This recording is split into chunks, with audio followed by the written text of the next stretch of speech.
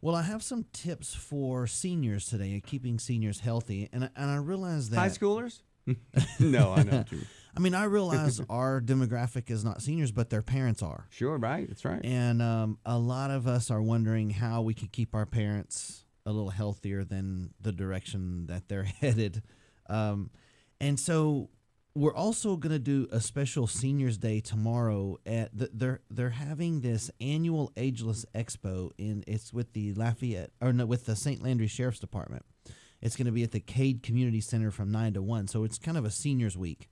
And so I thought it would be the perfect time to discuss that on the show. Sure. But Americans are living longer than ever before, but the problem is we start to lose our health about 50. So the last portion of our lives is just sort of patching up our health problems. And we want to try to turn that around. So the question then, and this is the big question that I get all the time, how do you give yourself the best chance of living a long, healthy life? And we all want to be able to be healthy and functional for as long as possible. Mm-hmm. Now, I realize that you're not able to control every aspect of your health. Bad things happen to healthy people, but it's a game of odds. Health is, you want to stack as many odds in your favor throughout your life to give yourself the best chance.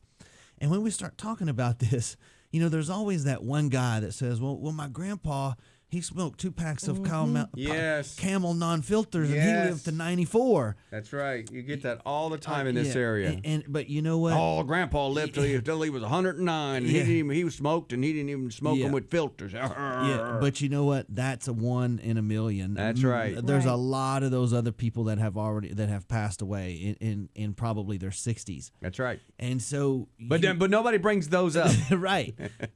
But you can't say, well, I hope I'm that 1 in a million like he was that 1 in a million. You want to do things to try to stack the odds in your favor of staying functional and healthy throughout your whole life.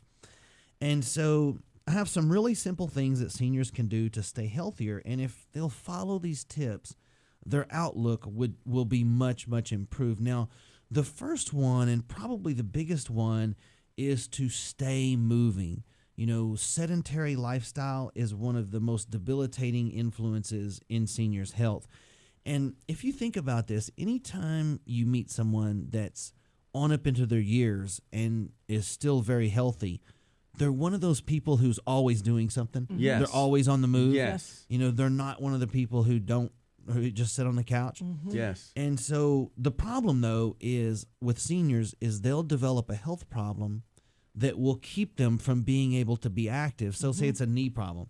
So they develop a knee problem, which causes them to develop a sedentary lifestyle, and then that sedentary lifestyle affects the rest of their health. That's right. So you can literally have a knee problem that affects your heart and your lungs and everything else. So you want to get those things looked at. But exercise of some sort is very, very important, even if it's chair exercises, even if it's walks or water aerobics. Just do something. They need to move as much as possible. And so exercise improves the elasticity of blood vessels, which helps prevent strokes and aneurysms and heart problems. And you can start very slow and work your way up. But if you have a problem like a knee problem that prevents you from being active, you can do other things. I mean, I've had patients seniors that I would have them just sit in a chair and lift something with their arms. Even if it's household items. Mm-hmm. I mean, you could take 2 cans, of canned foods and just lift those. Mm-hmm. Anything you can do to stay active and moving, the better. Or even one really good exercise for seniors is the recumbent bike at the gym. The what? The recumbent bike. That's the bicycle, but it has a chair instead of a seat on it. You've seen those? Mm-hmm. It has a chair, but there's pedals. Mm-hmm. Oh, I don't think I've ever seen. Well, yeah, come to think of it, I've only been in a gym. I've only seen the inside of a gym, so I haven't a clue as to what you're talking about. You should go check one out sometime. Okay, yeah. I know I should. Speaking of seniors, yeah, exactly. But the point is, just do something. I'd rather just lift some cans. Yeah, there you go. But just move. Find out your best way you can move, and just try to stay moving and try to stay active as much as you possibly can for as long as you can.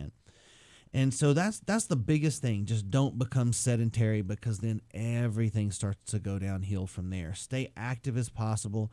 And then I have 2 more or 3 more really good ones after the break that we're going to go into. And these are things that if you have parents that are getting a little older, you really want to encourage them to do these things, because it's going to keep them healthy and keep their brain healthy and their mind active and interested.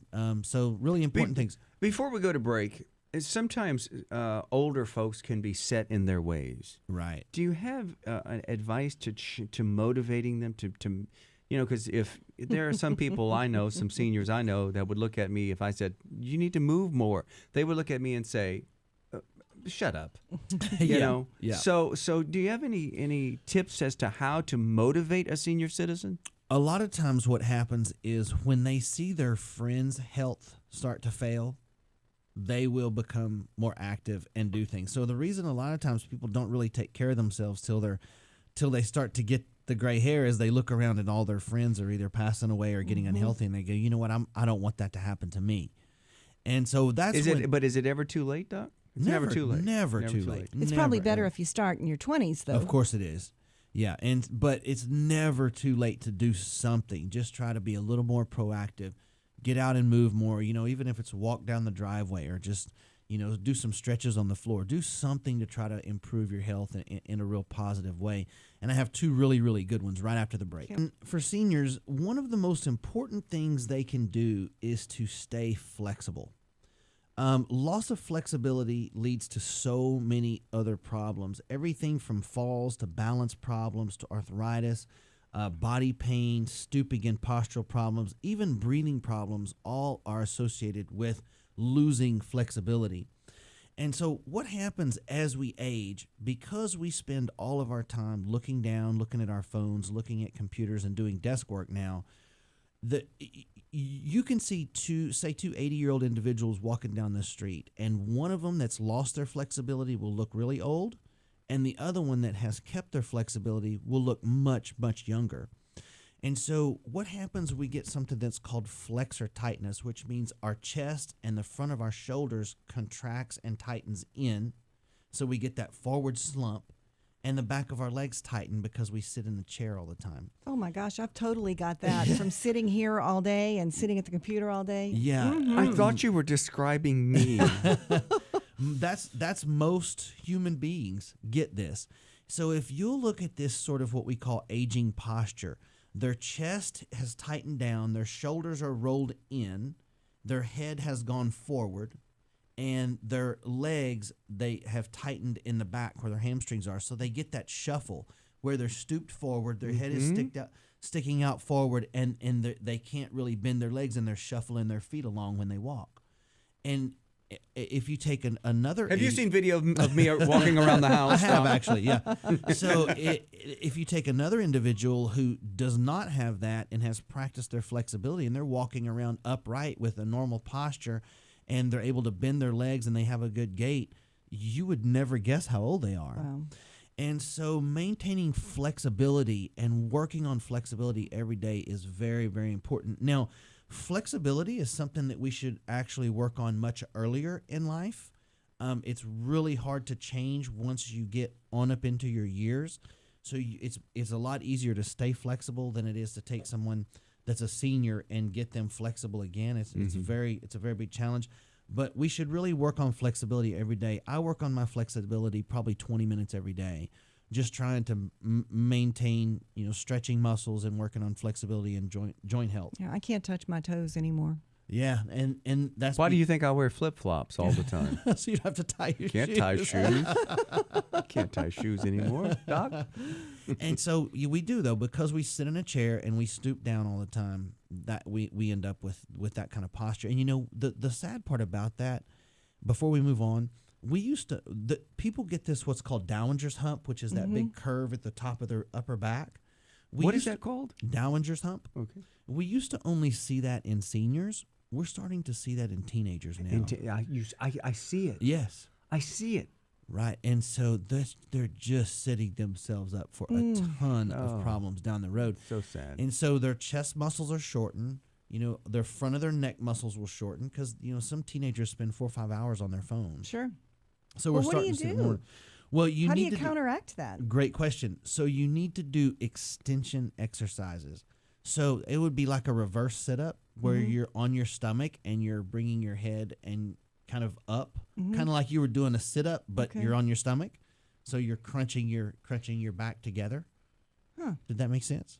So you're kind of arcing yourself. Exactly. Okay. Arcing your back and Okay. bringing your head There's up. a word for that in yoga, but I can't think of what it is. Yeah, it's like a spinal extension exercise. Yeah. It's called Now- hurt. That's the word for it. Hurt. So yoga stretches, floor stretches, Pilates, water aerobics, all of these are great for seniors. Water aerobics especially are so good. You know, we weigh about 10 pounds in water. We're almost buoyant in water. So it takes all the gravitational weight off of the joints and the bones and the muscles. So taking someone and putting them in water and having them do aerobics or having them do exercises when they can't do them out of the water, super beneficial. But don't you have to balance that with some weight too? You would. Because you need weight on your bones to keep your bones strong, don't you? Absolutely, yes. Okay. And so once you kind of get on up into your years and you can't do the other one, then the water aerobics is really good. Yeah, especially if you have like joint pain, joint arthritis, they're deteriorated. Then it takes all that pressure off of them in the water. Super good for you. Now, the third thing that seniors should really pay attention to is taking care of their brain.